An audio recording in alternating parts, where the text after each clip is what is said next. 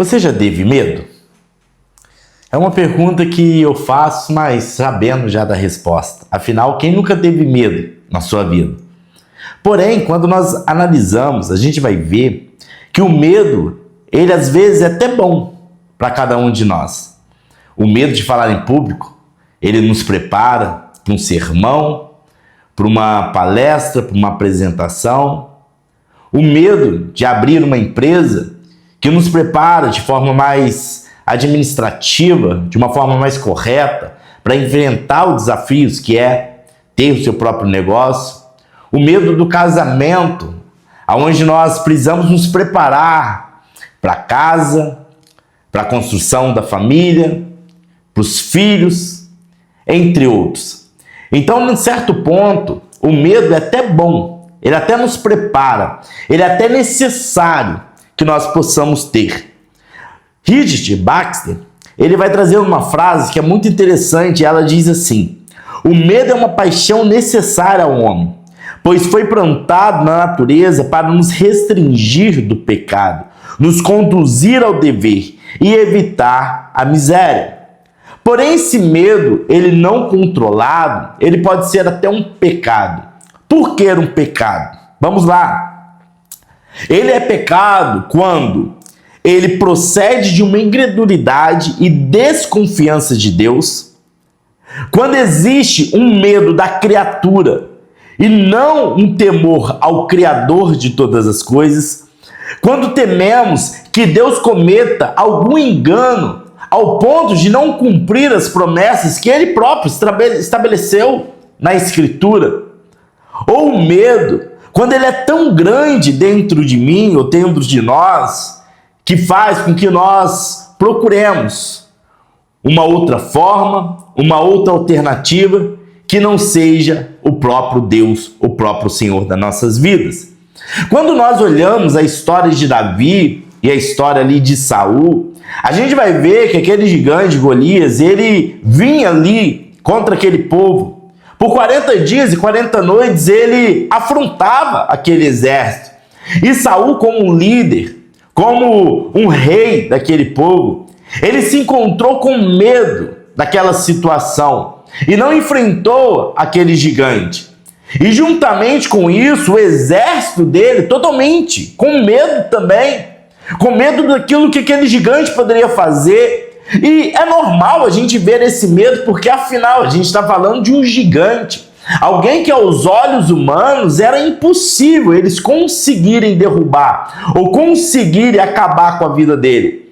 Porém, quando Davi ele vai chegar ali, vai observar aquela cena, Davi ele sai do campo natural e ele joga para o campo espiritual. Ele entende o medo que ali está assombrando e tomando todo mundo.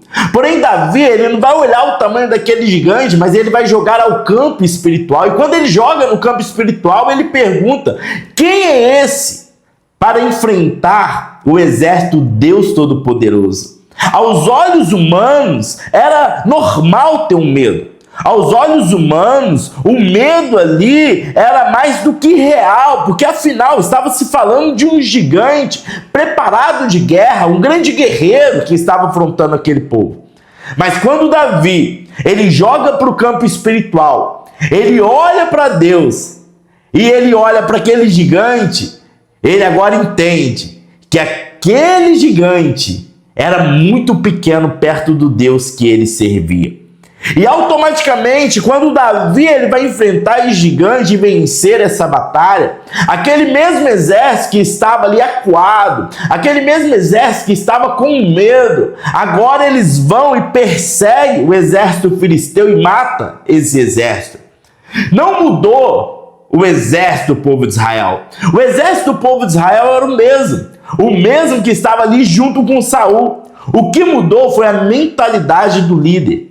A mentalidade de Davi, jogando para o campo espiritual, mostrando a confiança em Deus para vencer aquele gigante, foi o que trouxe coragem para todo aquele exército. Existem muitas empresas, existem muitos ministérios, existem muitos projetos que estão paralisados por causa do medo. O medo a qual eles têm entre si, que não fazem prosseguir, não fazem alcançar o propósito que o próprio Deus estabeleceu. Medo de abrir o próprio negócio, medo do casamento, medo de ter filhos, medo de assumir uma responsabilidade ou um sonho que Deus colocou no coração, o medo de assumir um cargo ministerial, o medo que vai travando e vai paralisando pessoas, vai paralisando projetos, vai paralisando vidas. E esse medo, ele se torna pecado, porque esse medo está muito mais acima do que a confiança em Deus, do que entender que é Deus que está no controle de todas as coisas, que é Deus que está governando a nossa vida. Eu não tiro a razão sua, eu não tiro a nossa razão, porque eu também já tive muito medo em algumas atitudes e algumas decisões a serem tomadas. Medo de começar o ministério, sim. Medo de abrir um próprio negócio, sim. Medo ao casar, ter filhos, sim. Mas esse medo, ele apenas me preparou para viver os planos e as promessas que Deus tinha para concluir na minha vida. Quando as pessoas crescem, quando as pessoas rompem nas suas vidas, e quando a gente vai perguntar, você não teve medo? Sim, eu tive medo.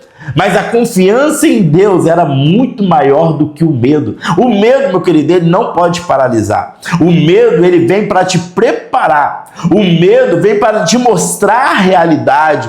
O medo, ele vem para trazer a nós uma estratégia, um direcionamento, mostrando para nós o perigo da caminhada. Mas o medo, ele não pode nos parar.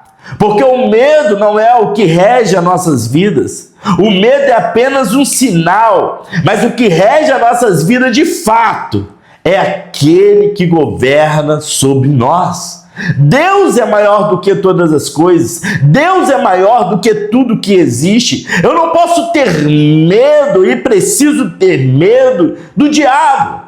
Porque o diabo é apenas alguém criado por Deus. E Deus está no controle de tudo, é Deus que governa. Satanás, ele não podia tocar em nada de Jó, ao menos que tivesse uma permissão de Deus. Quando nós estamos em Deus, nós não temos que temer ao diabo, porque afinal, Deus é quem dá ordem, Deus é que governa todas as coisas, Deus é um Deus da providência e é Ele que está no controle de tudo. Nós não temos que ter medo de homens, porque afinal, quem é o homem perto de Deus? A gente vai ver a história de Nabucodonosor, que se achava o grande, o poderoso, o imperador rei da Babilônia, e que quando ele se engrandeceu, Deus o colocou para comer capim com os animais. Quem foi Nabucodonosor perto do nosso Deus? Cadê aqueles grandes homens que amedrontavam e aterrorizavam o povo? Cadê Hitler? Cadê Bin Laden? Cadê esses homens que se achavam poderosos demais, poderosos o suficiente para querer colocar medo na sociedade? Hoje eles estão debaixo da terra.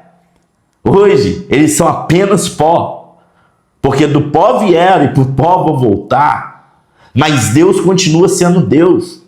Ele continua sendo o Senhor sobre as nossas vidas e Ele continua governando todas as coisas. Nada foge do controle de Deus. Então o conselho que eu tenho hoje para você, que está com medo, que tem decisões a serem tomadas, que tem projetos e sonhos que estão paralisados, o meu conselho para você hoje é, mesmo com medo, continue. Mesmo com medo, não pare. Mesmo com medo, avance.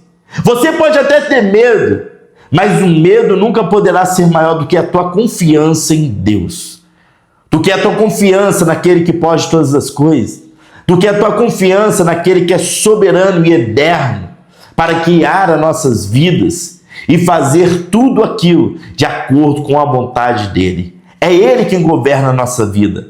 Não há principado, não há potestade, não há homem, não há altura, não há profundidade, não há nada que pode nos separar do amor de Deus. Não há nada mais forte, mais poderoso do que o nosso Senhor. Não há nada que resista à mão poderosa de Deus. Se há uma promessa de Deus sobre as nossas vidas, ela vai se cumprir. Não duvide, meu irmão.